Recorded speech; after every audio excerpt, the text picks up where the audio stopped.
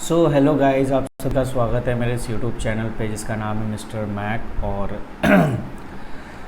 कुछ टाइम से videos upload नहीं कर पा रहा था क्योंकि बहुत बिज़ी था, और ऑफलाइन क्लासेस भी जो है वो भी स्टार्ट हो चुकी है, तो उसके रिगार्डिंग भी मैं थोड़ा बिज़ी था। तो मैं न्यू बैच स्टार्ट कर रहा हूँ ऑनलाइन एंड ऑफलाइन। जो भी बच्चे इंटरेस्टेड हैं रिलेटेड टू इकोनॉमिक्स, चाहे वो 11th क्लास हो या 12th क्लास हो या बीकॉम, जो कि फर्स्ट सेमेस्टर में अगर वो ईयरली बेस कर रहे हैं तो उनके लिए एज अ ऑफ़र है कि अगर वो स्टार्टिंग में ज्वाइन करते हैं तो उनको जो है 20% डिस्काउंट है। तो प्लीज़, अगर क्योंकि अगले महीने आपके जो है फर्स्ट टर्मिनल एग्ज़ाम है, तो उसको हमें थोड़ा सा अच्छे से प्रिपेयर करना है ताकि हमारा परफॉर्मेंस अगर अच्छा रहेगा, और अगर फ्यूचर में कोविड की सिचुएशन होती है तो उसके बिहाफ पे आपको फर्स्ट टर्म में जो मार्क्स मिले थे उसके बिहाफ पे आपको मार्क्स मिल जाएंगे। तो आप मेरी सलाह मानो तो आप अगर ट्यूशन नहीं ले रहे हो या कोई क्लासेस नहीं ज्वाइन कर रखा है तो प्लीज़ आप ज्वाइन कर लो। अगर आप सेल्फ़ स्टडी नहीं कर रहे हो तो प्लीज़ आप सेल्फ़ स्टडी कर लो, बट कर लो, चाहे आप मेरे से करो या कहीं और से करो, बट कर लो, ठीक है ना।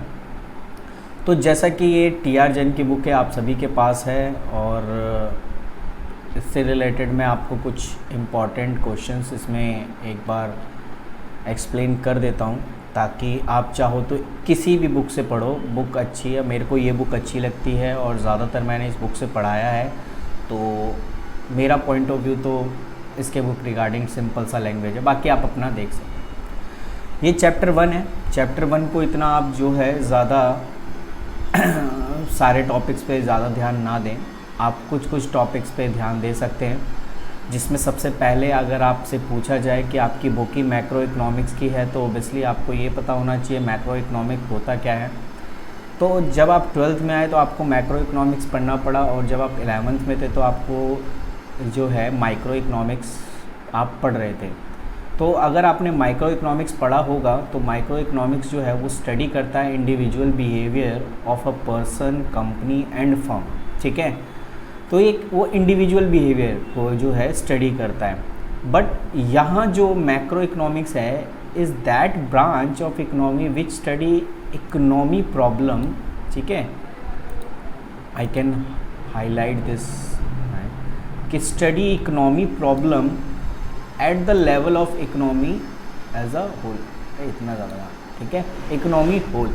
इसका मतलब है आपकी पूरा भी यहाँ पर कोई एक इंडिविजुअल के बारे में बात नहीं होगी। अगर मैं एज अ इंडिया के बारे में बात करूँ तो पूरी इंडिया की इकोनॉमिक के बारे में बात होगी, ठीक है ना, कि कश्मीर से लेके कन्याकुमारी तक हमारे जो जितने भी 28 स्टेट हैं और 8 यूनियन टेरिटरी है, उसमें जितने भी प्रोडक्शंस वगैरह हो रहे हैं, एम्प्लॉयमेंट, अनएम्प्लॉयमेंट, तो ये सारी चीज़ों की स्टडी जो है ओबियसली मैक्रो इकोनॉमिक्स। इसका मतलब है माइक्रो इकोनॉमिक्स एक स्मॉल पोर्शन होता है जो स्टडी करता है individual, but macroeconomics as a. तो इसी में एक क्वेश्चन बन के आ जाता है पॉपुलर कि right the difference between, right the difference between macro economics and micro economics and macro economics. तो जैसे कि आपको पता है, अगर आपको यहाँ से नहीं मिल रहा, मैं आपको दिखा देता हूँ वो लिखा कहाँ है, डिफरेंस बिटवीन, इसमें यार ये पीडीएफ में है नहीं क्या,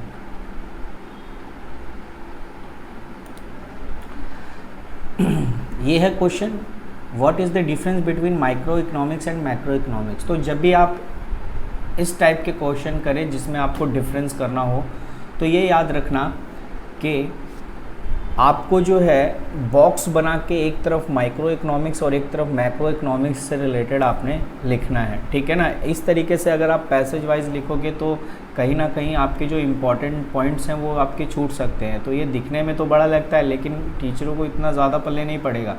अगर आप स्टेप बाय स्टेप हर एक चीज़ को फॉलो करते हो तो आपके मार्क्स बहुत ही अच्छे होंगे, क्योंकि पॉइंट टू पॉइंट जवाब देने का मज़ा ही कुछ और होता है। बात को आप घुमाओ मत, जितना घुमाओगे उतना टीचर परेशान हो जाएगा। तो आपको लगता है यहाँ से आपको पढ़ने में बेस्ट लगता है तो आप यहाँ से पढ़ सकते हैं, अदरवाइज़ आप गूगल पे सर्च मारिए right the difference between micro economics and macro economics, ठीक है।